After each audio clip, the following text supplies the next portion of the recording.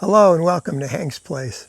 In the 2010 movie, The King's Speech, we find the story of King George VI of England, his impromptu ascension to the throne of the British Empire in 1936, and also the speech therapist who helped the unsure, timid monarch overcome his stammer.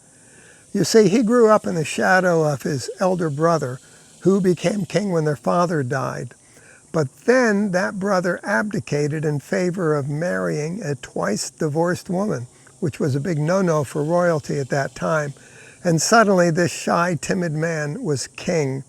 He didn't walk or talk or really act like a king. He had a difficult time with being a king. But then England enters the war with Germany. That was an exceptionally difficult time. England needed heroes.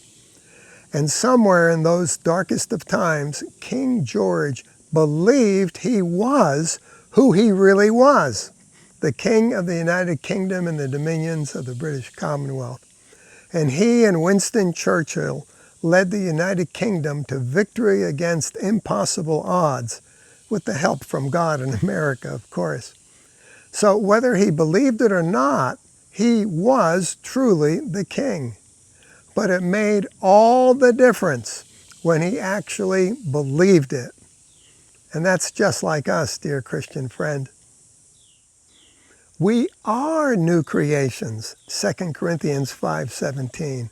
We are righteous. We are without sin, verse 21. Do you believe it?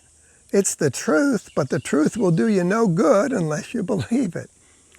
In the progressive sanctification schools, we're kind of holy, thanks to Jesus, and gradually we're becoming more like him, if we work at it. I'm sure you've heard of us being referred to as broken vessels, gradually being made whole. It's very popular, but it's not true.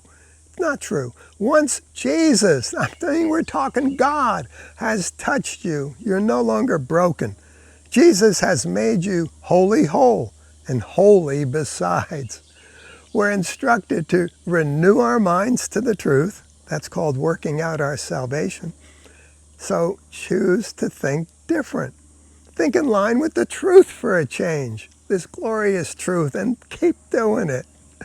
Paul, starting in Ephesians 4, describes Christian conduct of putting off the old and then putting on this new way of living. He does it again in Colossians chapter 3. And Peter, why, almost all of 1 Peter's devoted to how we can and how we should live as new creations, as God's precious possession in this world now. So dear friend, now, in these tumultuous times, believe upon Jesus. Believe you truly are adopted, a son of God. And now, walk in it. It's the truth. You know what? People will say, "What's happened to you? You've come alive."